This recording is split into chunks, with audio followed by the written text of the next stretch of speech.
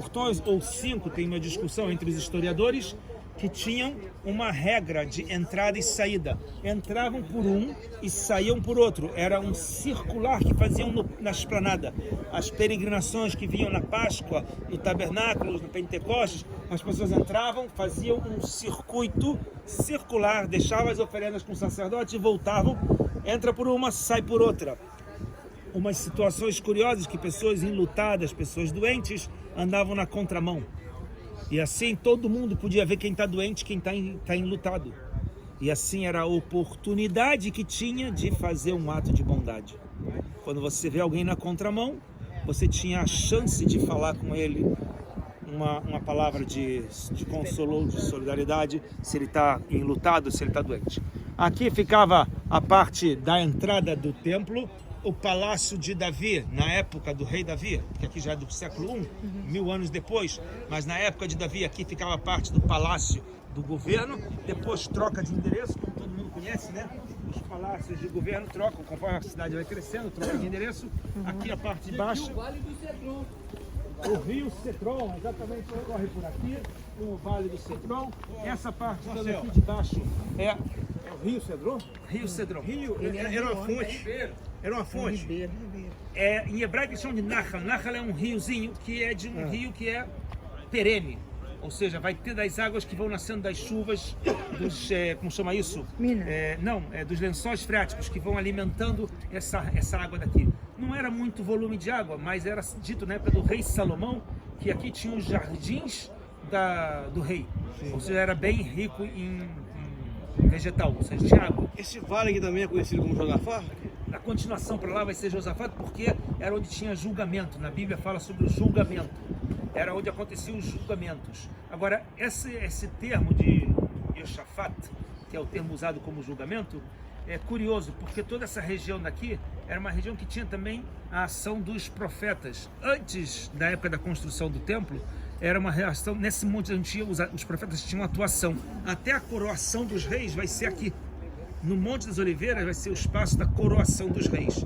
Então era como se fosse um espaço de julgamento. Os juízes e os profetas faziam papel de juízes na época, antes dos reis. Os profetas vão desde antes até, na época dos 300 anos de principados, até a chegada do rei, primeiro Saul, depois Davi, que vai unificar. Antes disso, os profetas tinham papel de juízes também. Aqui embaixo ficava a parte da piscina de Ezequias. Siloé. A piscina de Ezequias, que é conhecida como piscina de Siloé, em hebraico é Shiloah. A palavra Shiloah foi mudada para o grego Siloã, e de Siloã virou Siloé, que a gente conhece hoje em português. A palavra significa enviar.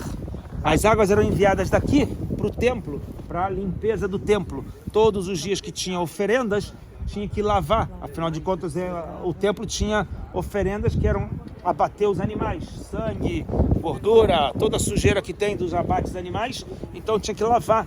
Então daqui se tiravam as águas lá para o templo, por isso que era chamado... Balde? Hã? Não era balde, era um... Não. Então não era para pedir chuva, não? Não.